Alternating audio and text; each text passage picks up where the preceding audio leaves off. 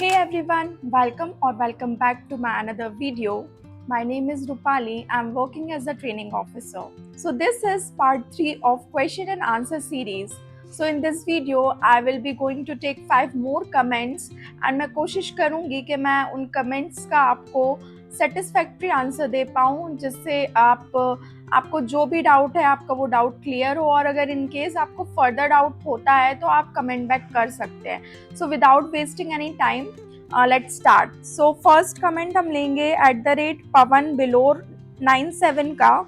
इन्होंने पूछा है आधार कार्ड पैन कार्ड समग्र आईडी भी लगेगा क्या।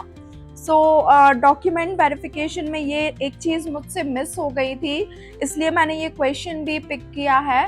सो yes, Aadhaar card PAN card driving licence या कोई भी आपकी जो आइडेंटिटी कार्ड होता है फोटो आइडेंटिटी कार्ड जिसमें PAN card Aadhaar card driving licence है ना, ये सारी चीज़ें आती हैं। इनमें से कोई भी आप 2 फोटो आईडी आपके साथ लेके जाएं प्लस उसकी फोटोकॉपी भी लेके जाएं और समग्र आईडी भी आपका लगेगा, फैमिली समग्र आईडी एंड आपकी इंडिविजुअल समग्र आईडी, ये दोनों चीज़ें भी आप लेके जाएं। प्लस इसी के साथ मैं आपको बता दूं फोटोज़ तो आप अपनी कैरी करें ही करें। तो थैंक यू पवन, आपने ये चीज़ मुझे रिमाइंड करा दी। So next comment is from @Indian cricket.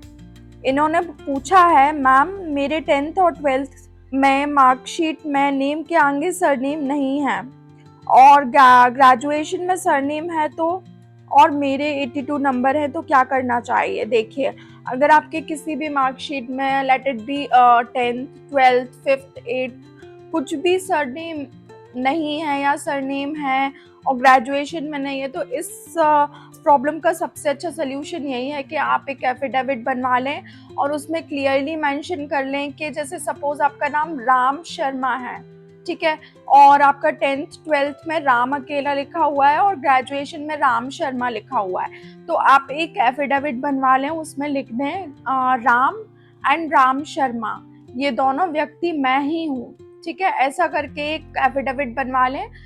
ये चल जाएगा क्योंकि सेम इशू मेरे साथ भी था, मेरी मदर का सरनेम नहीं मेंशन था तो मैंने एक एफिडेविट बनवा लिया था तो वो चल गया था।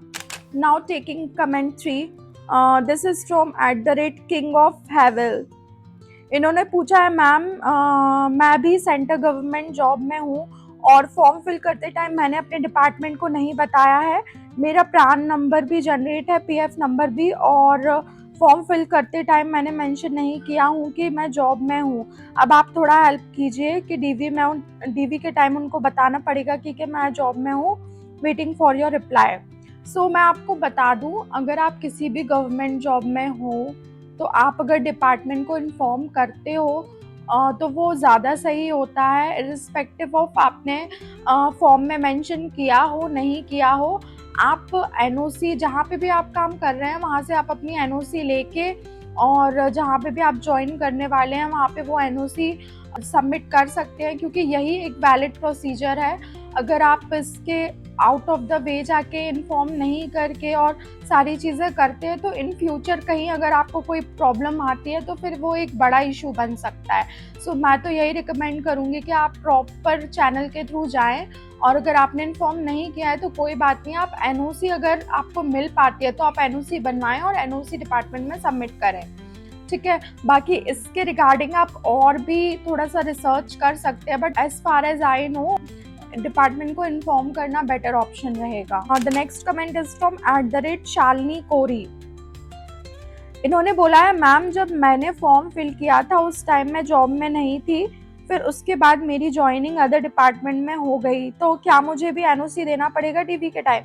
जी हाँ बिल्कुल, क्लियरली मेंशन्ड है इंडेक्स में, अगर आप शासकीय अर्धशासकीय जॉब में नियोजित हैं तो आपको एनओसी डिपार्टमेंट का लगेगा ही लगेगा, है ना। तो अगर आपने बाद में फॉर्म फिल करने के बाद में भी ज्वाइन किया है तो कोई इशू नहीं है, अगर आपको एनओसी मिल जाएगी इजीली डिपार्टमेंट से तो आप वहाँ से लेके और यहाँ पे सबमिट कर सकते हैं, इतना बड़ा कोई इशू नहीं है ये।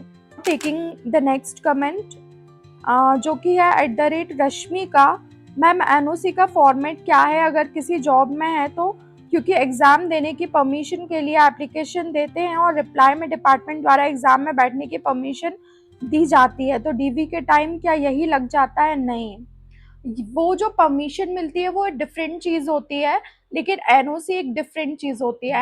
एनओसी का एक प्रॉपर फॉर्मेट होता है जो डिपार्टमेंट आपको बना के देता है। उसमें क्लियरली मेंशन होता है कि आप सिलेक्शन जिस भी डिपार्टमेंट में जिस भी पोस्ट पे हुआ है, आपका डॉक्यूमेंट वेरिफिकेशन के बाद अगर आपका सारी प्रोसेस हो जाती है तो आप वो डिपार्टमेंट स्विच कर सकते हैं और जिस डिपार्टमेंट में अभी आप हैं उसको कोई भी प्रॉब्लम नहीं है।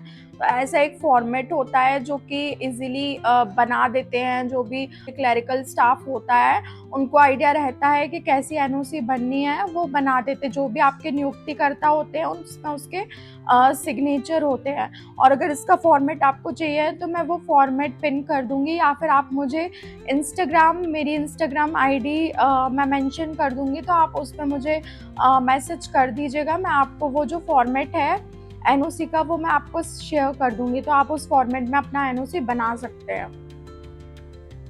Now taking the next comment is from @Pankaj. इन्होंने एक और कमेंट किया है कि ma'am, in my 5th 8th 10th board marksheet my mother's full name appears as first name plus last name. However, in my 12th marksheet only her first name is mentioned and the last name is missing. Is this going to be a problem for me? Do I need to get a correction done on my mark sheet? So ये हमने पहले ही discuss कर लिया था कि same जो आपका issue है ये सेम इशू मेरे साथ भी था। मेरी भी मदर का नाम फुल नेम मेंशन नहीं था मेरी ग्रेजुएशन की मार्कशीट्स में, बट मैंने एक एफिडेविट बनवाया था जिसमें मैंने मेंशन करा दिया था कि दोनों ही जो व्यक्ति हैं वो एक ही हैं, तो कोई भी इशू नहीं हुआ था और ये वैलिड है, चल जाता है। तो आप भी एक एफिडेविट बनवा लें, है ना, वो चल जाएगा। मैंने रेगुलरली ये नोटिस किया है कि इस टाइप के कमेंट्स बहुत सारे आ रहे हैं कि मैम सरनेम में इशू है, नेम में ये है, सरनेम नहीं लिखा है मदर का, सरनेम नहीं लिखा है फादर का। अगर ऐसा कुछ प्रॉब्लम है, ऐसा कुछ इशू है, देखो अगर आप उसको रेक्टिफाई करा सकते हो विद इन अ पीरियड, अगर जल्दी हो जाता है तो आप करा लो, और अगर नहीं होता है तो कुछ ये वाले इश्यूज जो होते हैं सरनेम वाले या फिर मतलब मिडिल नेम वाला, तो इसमें एफिडेविट जनरली लग जाता है, तो कोई इशू नहीं आता है। तो आप एफिडेविट भी बनवा सकते हैं या फिर उसका करेक्शन कराना है, क्योंकि करेक्शन कराना एक लंबी प्रोसेस है, तो अगर वो नहीं होता है तो एफिडेविट आप बनवा सकते हैं, वो चल जाएगा। So that's all for this video. और मैंने जितने भी कमेंट्स एड्रेस किए, आई होप आपको उन सभी आंसर्स से सेटिस्फाई होंगे। अगर इसके बाद भी कुछ इशू लगता है, आपको कुछ डाउट है, तो आप कमेंट बैक कर सकते हैं। मैं कोशिश करूँगी उनको भी एड्रेस करने की। So thank you so much. Keep learning, keep growing.